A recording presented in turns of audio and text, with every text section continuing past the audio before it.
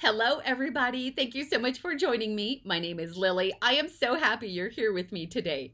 In today's video, I am going to show you how to make the easiest junk journal ever. In fact, a couple of days ago, I uploaded a video showing you how to make the easiest junk journal ever. In that video, I show you two different styles of how to create it. I'm going to link that video up above right here so that when you're done watching this video, you can hop on over and watch that one. This one is very similar, but out of the two methods that I just created, I'm only going to do one today. I'm going to redo it because I'm also going to do a 2-page junk journal layout. So of the two journals, I'm going to do the easiest version. Let me grab it for you so you can see what I'm talking about. This is the journal that we are going to make today. It is so stinking easy, it's gonna blow your mind. If you've already watched that other video, you know what I'm talking about, but stick around because all you need are minimal supplies. Let me show you what you need.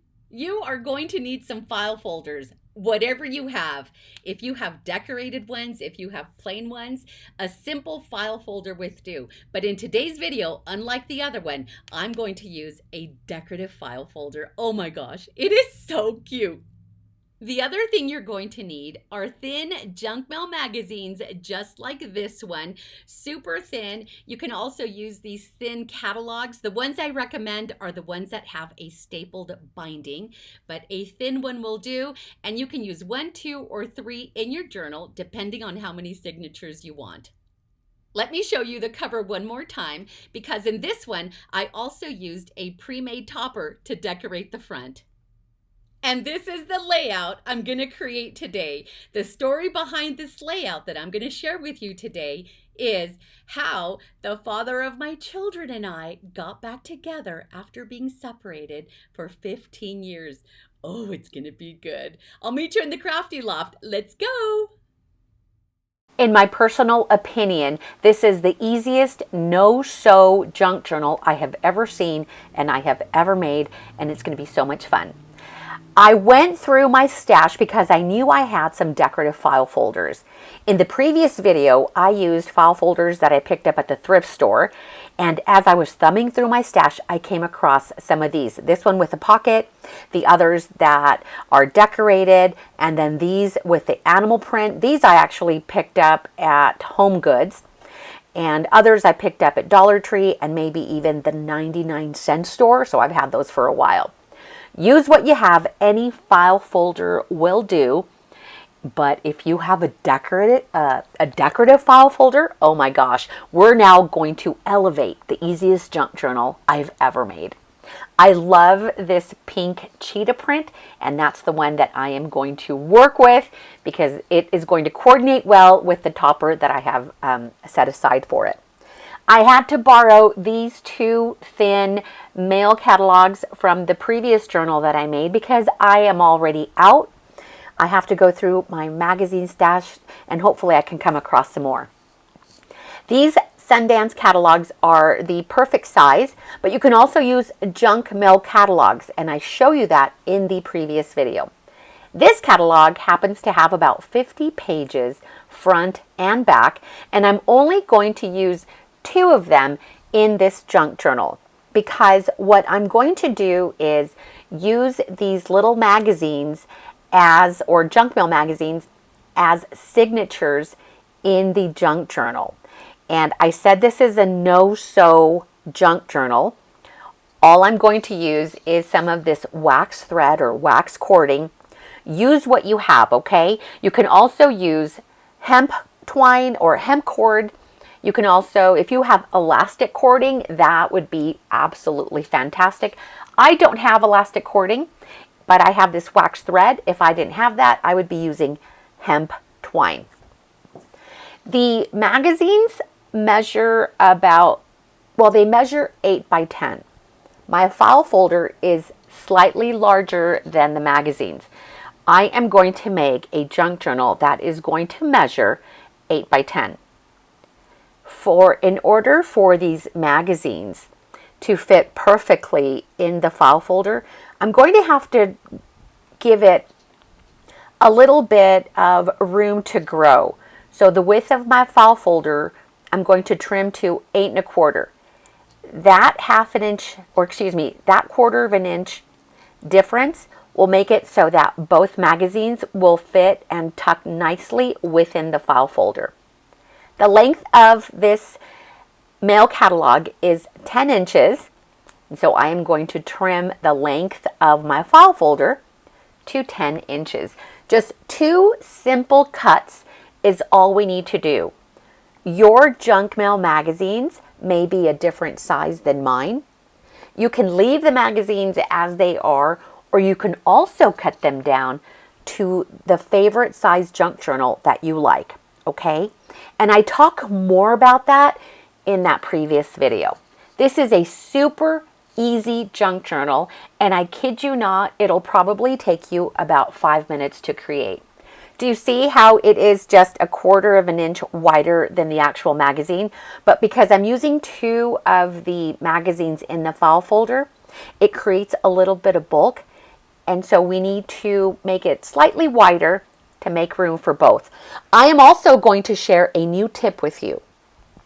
Take a simple hole punch. We're going to create these little notches at the bottom of the center fold and at the top. So I'm just going to punch out a half circle, and you're going to see why in just a moment. I did not do this in the previous video. As you work with your projects, you're always going to generate new ideas. And I sure hope that as you're watching this video, you're inspired to create your own journals and you're going to generate your own ideas as well. I am going to reinforce the center of this file folder with some packaging tape. I have Scotch bookbinding clear tape, but I also have packaging tape. Use what you have. For this project, I'm going to use packaging tape because I think that's what most of us have. Use whatever it is that you have. And if you don't want to use clear tape, here's another tip for you. You can use a decorative duct tape. Wouldn't that be fantastic? So use what you have, even the brown packaging tape. What we want to do is reinforce the spine. I am going to cover it, and I'm going to leave it slightly longer than the file folder because when I flip it around, I'm just going to fold up the excess. Super easy, and I'm being somewhat careful. I want to try to eliminate any air bubbles. So do this carefully. It looks like I'm going fast. I do tend to work a little bit fast, but I did just work on a whole bunch of these in the other video. And I'm going to flip it over and very carefully just lift or fold over the loose ends. And I'm going to go over those 2 little notches at the top, the one at the top and at the bottom. But you'll see the reason why I do this in just a moment. It's just a clever little trick to keep your cording in place. And once we get to that point, you're going to be able to see. I'm going to finish off the inside of the junk journal cover with a smaller strip of the packaging tape just to finish reinforcing the center of it. This is not only going to create durability and strengthen the spine, but it's also going to make it so that the thread, the cording, the elastic, whatever it is that you use to bind your signatures won't cut into the paper or the actual file folder. So that packaging tape is actually going to protect the top and the bottom edge. And it's going to make it so that your twine is going to glide up and down the spine. You'll see, we'll get there one step at a time. And now I'm just going to take my scraper and I'm going to burnish and make sure that the packaging tape is sealed and maybe smooth out any tiny little air bubbles. I'm not too worried about that. After all, this is a junk journal. I am not looking for perfection, but I am going to try to do the best that I possibly can because I want it to look as beautiful as possible. I love trash to treasure projects, and where I can use, where I can combine items like this with trash and create something pretty, that is my jam. I'm now going to take some of this wax thread and I'm going to cut a size that is 3 times the length of my magazine, which is about 30 inches. And I'm going to need 2 strips of this waxed thread, one for each of the magazines. I purchased this wax thread at Hobby Lobby, but again, you can use whatever it is you have. You can even use ribbon. You can use embroidery floss. Try with whatever it is that you have. And then in the future, if I go back to the store and I come across elastic thread or elastic twine, I'll probably pick some of that up. But I really do like the way this wax thread is working out. Okay, so now I have placed the wax thread in the center of each of the junk mail magazines. I'm going to even out the threads on either end, and I'm going to tie a double knot. And I'm not going to do these individually. I'm going to take both of the wax threads. I'm pulling them taut, and I'm making sure that they catch in those little notches that I made with the hole punch. This will keep your cord from slipping. Do you know what I mean? Yeah, I didn't realize that until afterwards. So watch the other video and then compare it to this one, and you're going to see that that little notch is going to make a huge difference. I'm now pulling this nice and taut, and when I tell you that I'm pulling it tight, I am pulling it tight, and it's not cutting into the paper because the plastic packaging tape is protecting it. I am going to do a double knot. I use my pinky to hold down that first knot and then just do a double knot. There are a lot of different ways to do a double knot. I received a lot of great suggestions in the previous video. So tie your double knot as best as you can. Just make sure that it is taut. And if you want to borrow someone else's finger to help you out with this, that is also great. I'm going to show you here how the thread is catching on the grooves. This makes a huge difference. So there you go. A nice little tip and trick there for you.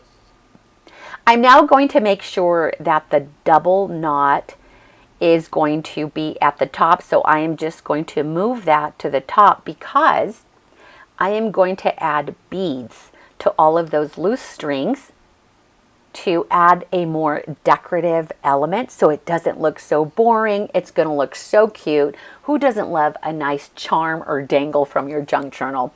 And so that's why I cut the string or the thread this long so that I could have that excess for the beads.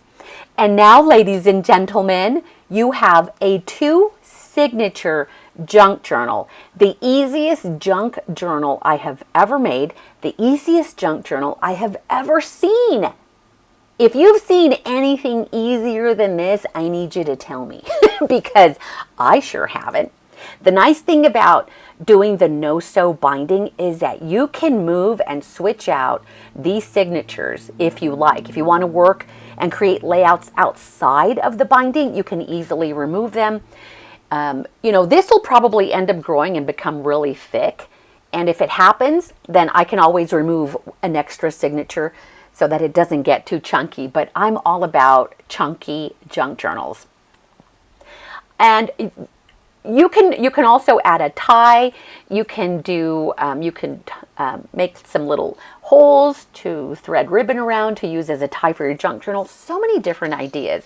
Right now and today, we're really just doing the basics, but I want you to create your own and add all of those extras that I'm sure are all those ideas that are going through your mind.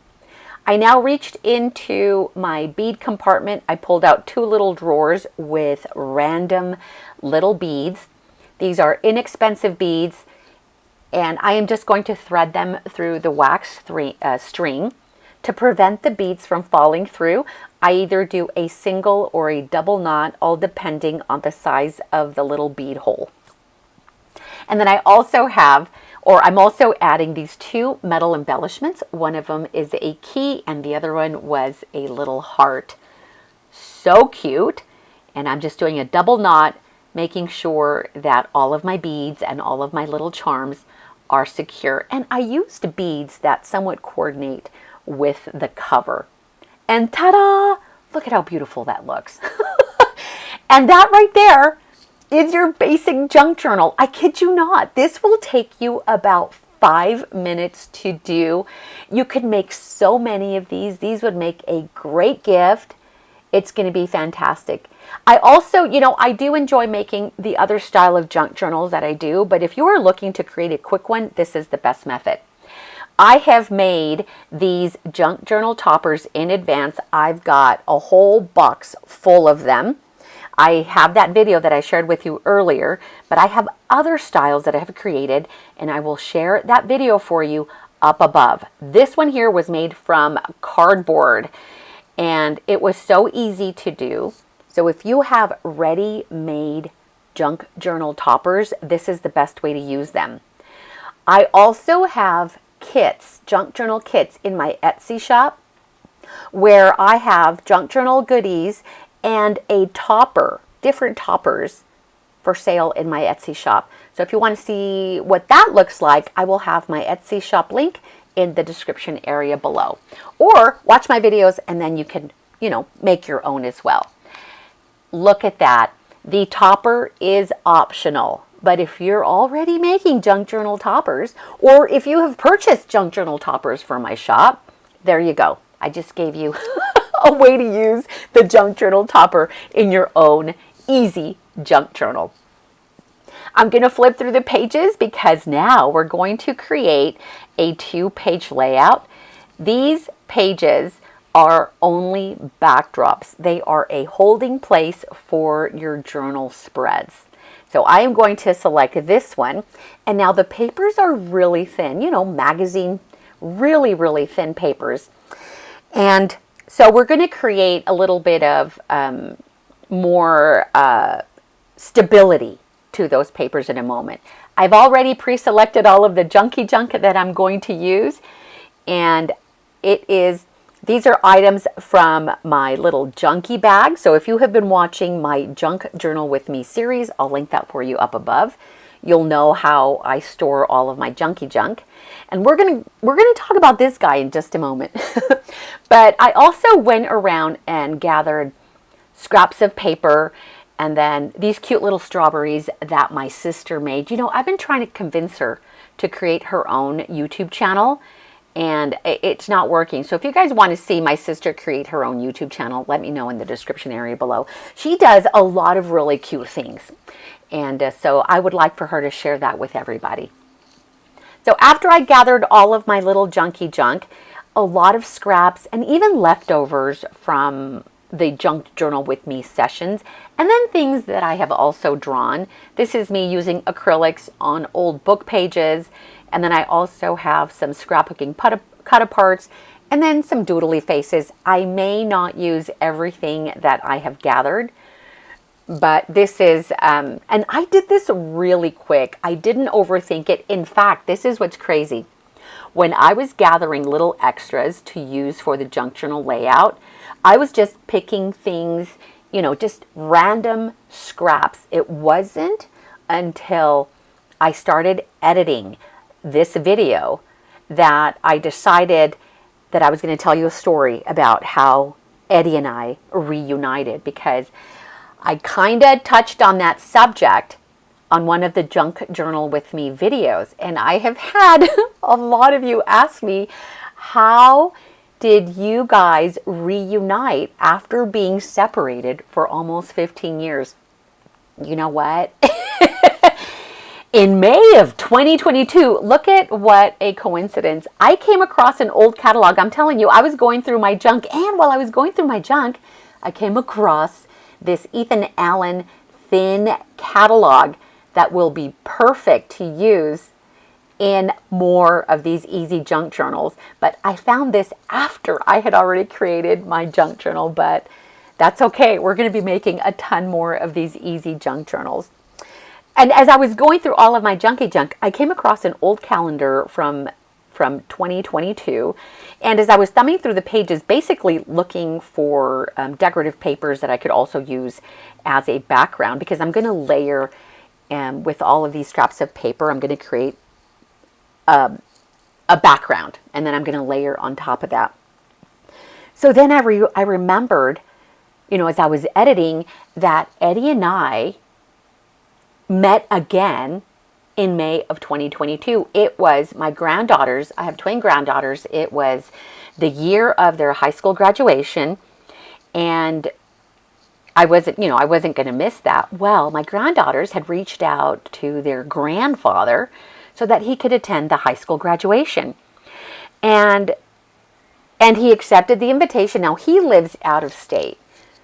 So I go to the graduation, and my daughters had already told me that he was going to be there. When I tell you that Eddie and I were separated for 15 years, we were separated. I mean, we were never at the same place, other than we did go to my youngest daughter's high school graduation. My youngest daughter she'll be 30 years old later this month, in August. And so the last time that I saw Eddie was when she graduated from high school. Hello. So we're at the high school graduation, and we're cordial, but we've been out of contact for a really long time. And after the graduation, my youngest daughter hosted a graduation party. And so we were at the graduation party. Eddie and I hadn't spoken a word to each other in years. And on that day, we greeted each other, and we kind of introduced each other for the very first time again. Okay, Eddie and I met in early 1987, and in early 1987, and we fell in love. Okay, I was 17.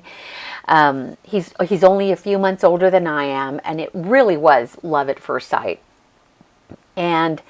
But 20 years later, unfortunately, 20 years later, we were separated, and it was really tough. Separations, divorce, those are really tough. And this was not easy. And so where do I even begin? There's just so much to say and not enough time.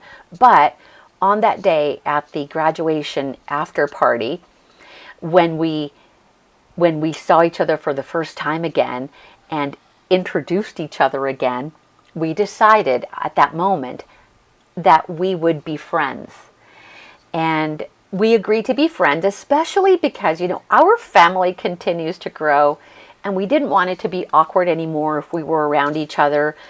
And that's when we decided that we were going to be friends for the benefit of our children and our children. And we had a really good time. We really didn't interact with each other because it was still kind of new. We hadn't been around each other for years, a decade. But we had, we were around family, and it was a really nice day.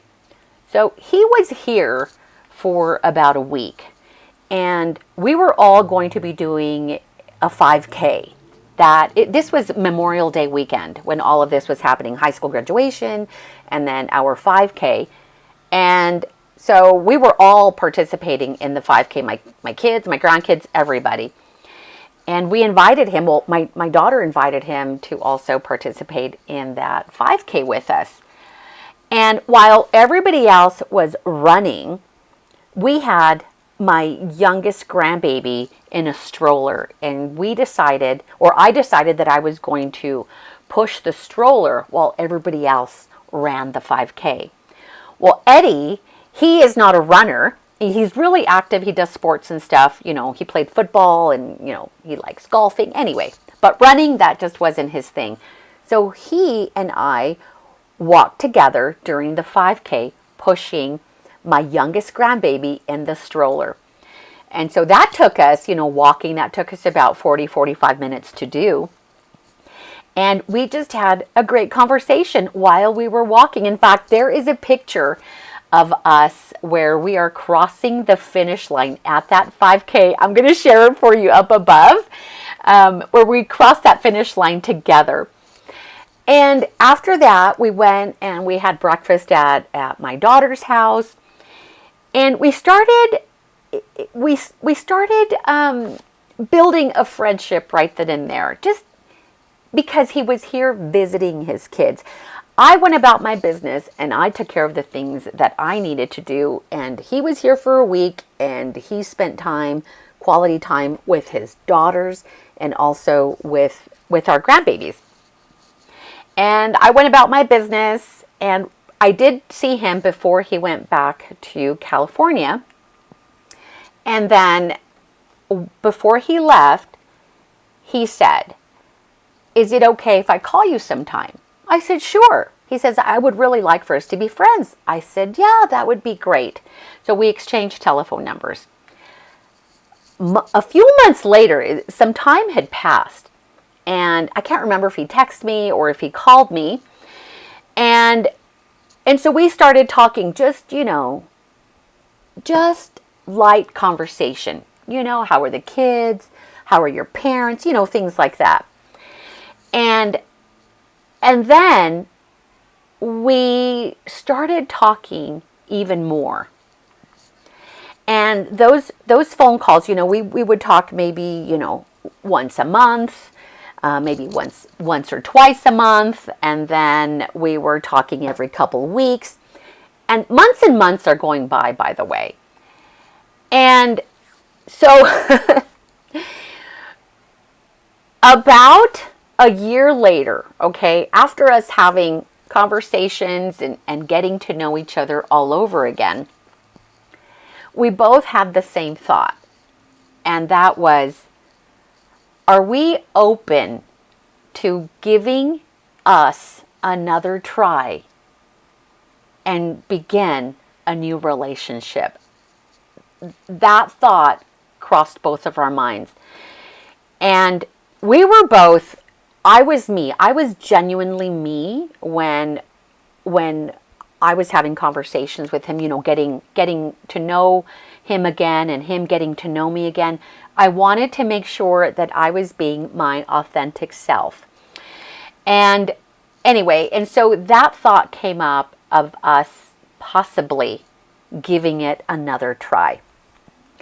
When we both shared that we had the similar thought, our conversations had to shift, because now we want to make certain that if we're going to do this again, that we do not make the same mistakes we made when we were younger, okay? Eddie and I were really young. We became parents really young. And we went through a lot. It was, we had wonderful times, but we also had turbulent times. And we just wanted to make sure that if we started a new relationship all over again, that it would be a healthy relationship and that we were both transparent about what our expectations were.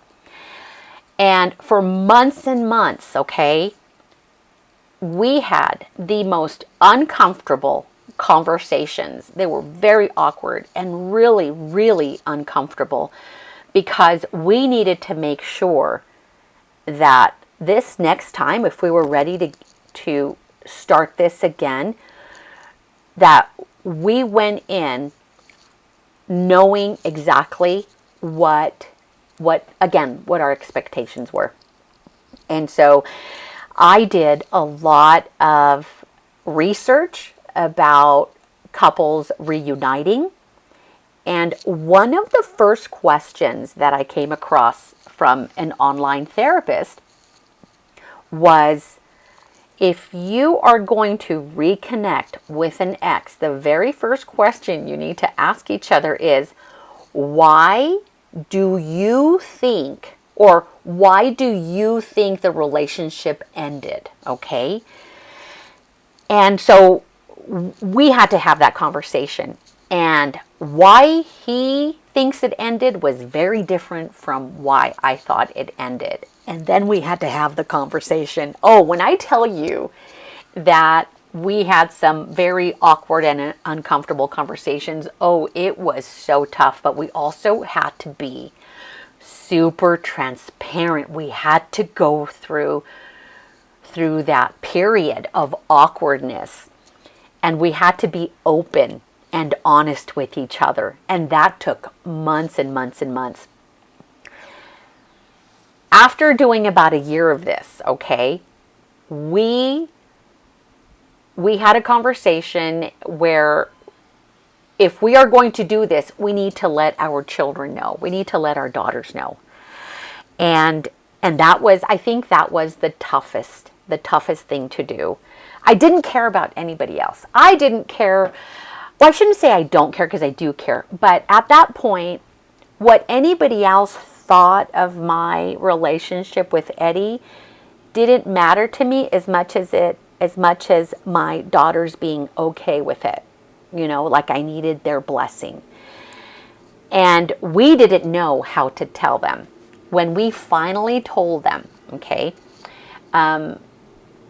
it was not easy. And I'm not going to get too detailed about that, but I had to give my daughters several months for them to wrap their heads around the fact that their parents were getting back together again after having no contact for 15 years, okay? It took months, and I needed to give my daughters that space.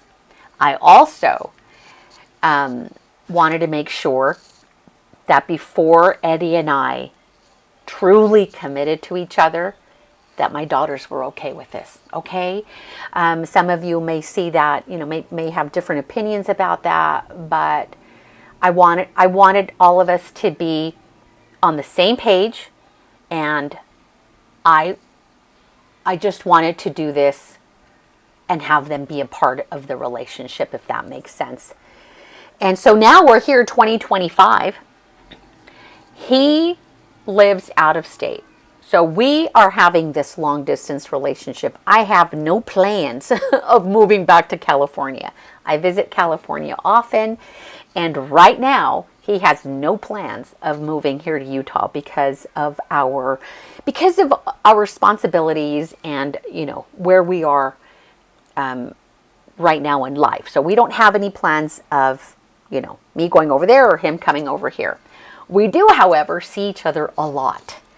And I go to California and he comes to Utah, and we do that all year long. The distance has not caused any strain in that relationship. In fact, I think it has really strengthened the relationship, because I am talking to him on the phone daily. And when you talk when you're talking to someone on the phone every day, you have to talk. And simple conversations, but sometimes they are deep conversations. We are still getting to know each other. You know, I love the person that he is, okay? And he has surprised me in so many ways. There were also, you know, I mentioned how I was doing a lot of research before. I went and looked for free online therapy, and I found a lot of great psychologists for free here on YouTube that offer a lot of advice. And I listened to what they had to say, and I took a lot of the recommendations and suggestions that they made and applied them to the conversations that Eddie and I were having, because I wanted to make sure that there were not going to be any red flags. Any red flags, I was ready to just turn around and walk away. And I'm sure he felt the same way too. And in the beginning, I want to say, you know, this is a new relationship. I've only just recently announced that he and I have reunited.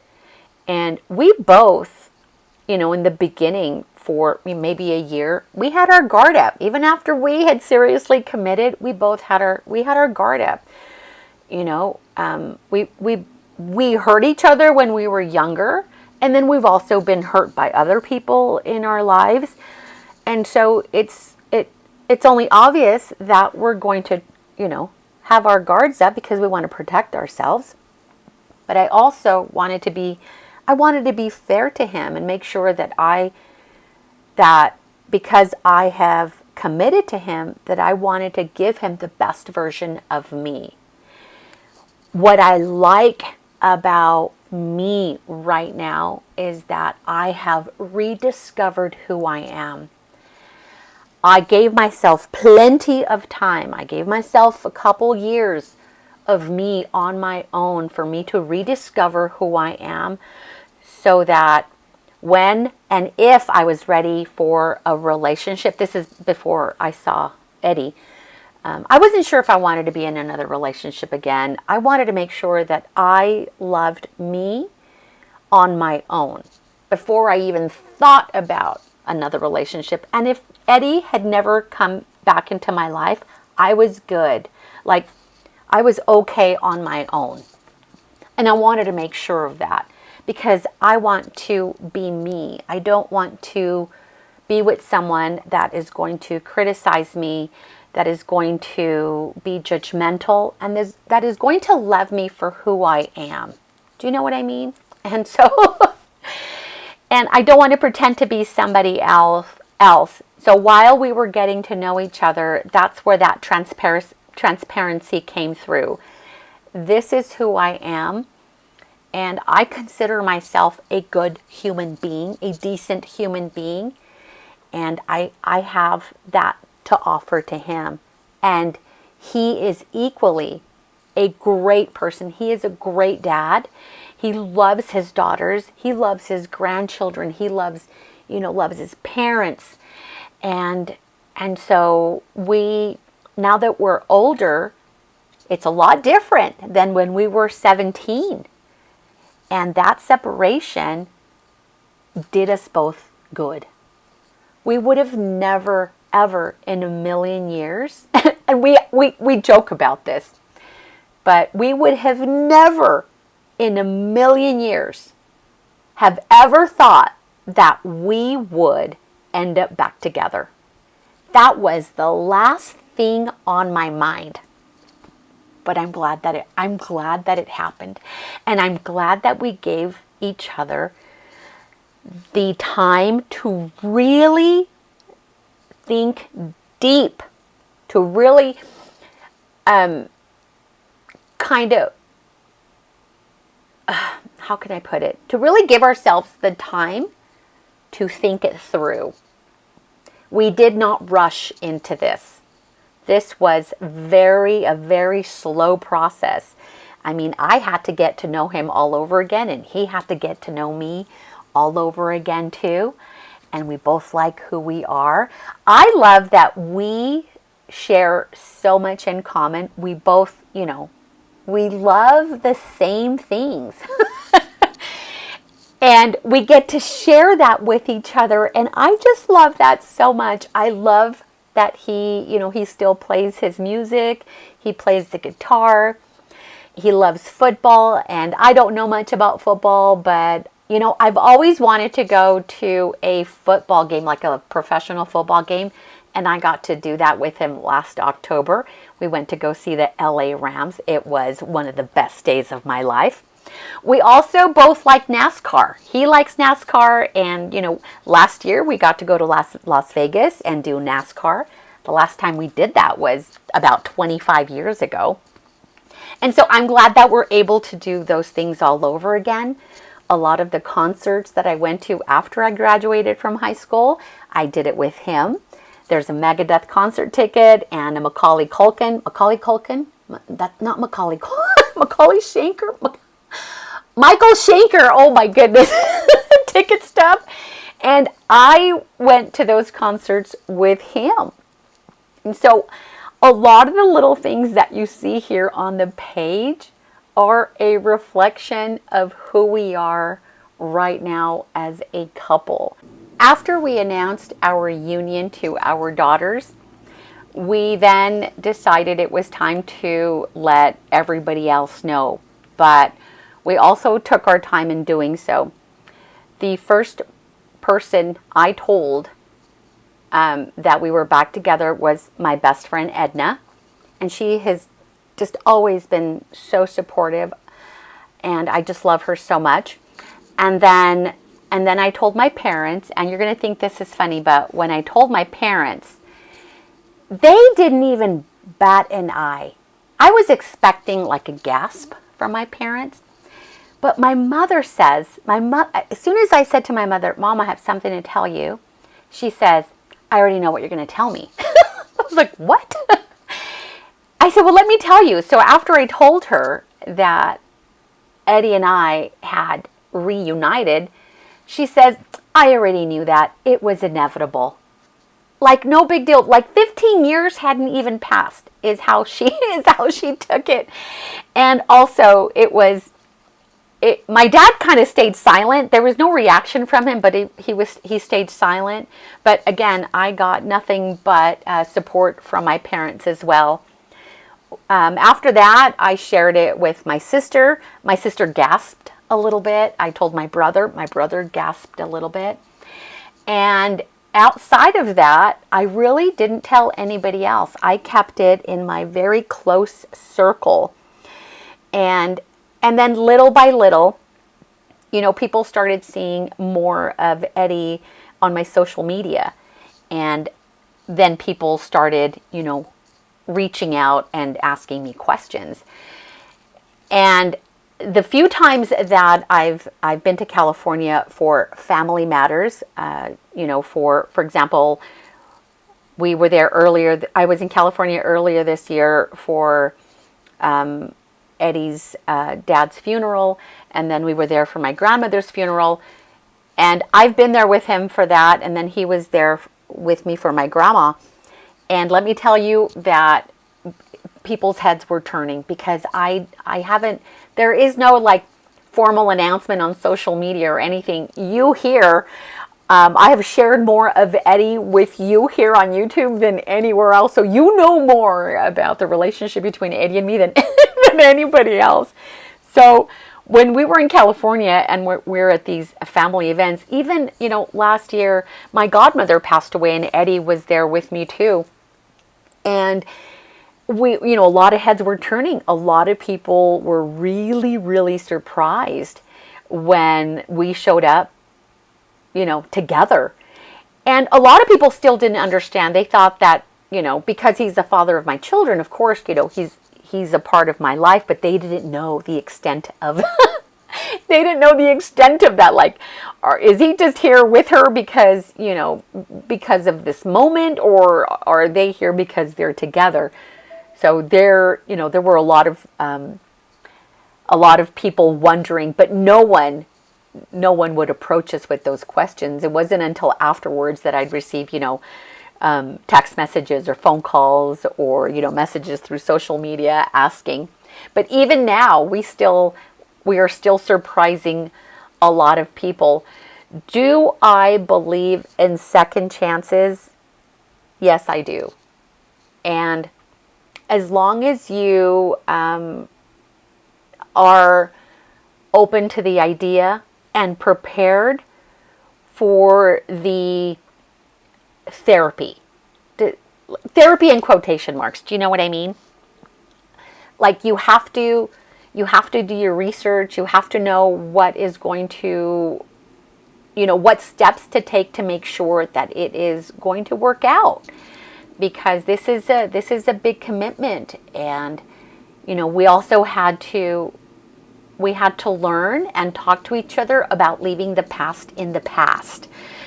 And that was a really tough conversation too. So we had to be really open about the good times, but also the bad times. We had to really have those conversations. And then once we were okay and understood each other, then we were able to move forward, in our relationship. And I have no regrets. I'm very, very happy that Eddie is back in my life. And I can turn to him, for moral support. And he's just so supportive. Do you know what I mean? Like he's like my teddy bear. He takes care of me, and I take care of him too. By the way, he makes the best iced coffee ever. And then when I show up to California, he is so nice. he makes sure that he's gone out and he's gotten, all of my favorite foods, my favorite wine, my favorite coffee. He makes me my coffee. But not only that, he'll sit there and watch me do my journaling. He watches my videos. He comments on my videos. He's just so supportive all around. And we'll sit there in silence. And that's the best part, that we can be right next to each other and we don't have to say a word to each other, and we're comfortable in our silence, and we can have conversations and we can laugh and we can joke around, and and we can also reminisce about the good times that we had as we were growing up. There's no hard feelings. We understand each other, and you just, and it's continuing to grow. Thank you so much for being here with me and listening to the story of how Eddie and I got back together again. If you have any questions about the layout that I did today, please let me know in the comments below. I have a slideshow here for you so that you can see some up-close images of the layout. I love how this layout turned out. And I was really, really surprised at how wonderful this layout turned out. And you know what? I think I'm going to dedicate this journal to Eddie and me. And I know I have my other junk journal, 2025, but this one right here, this journal is going to be all about Eddie and me. I appreciate you guys being here, and I hope that my story about a second chance helps someone that or even if you find yourself in a similar situation. I hope that this helps you out as well. You guys are awesome. Thank you so much, and I will see you next time. Bye.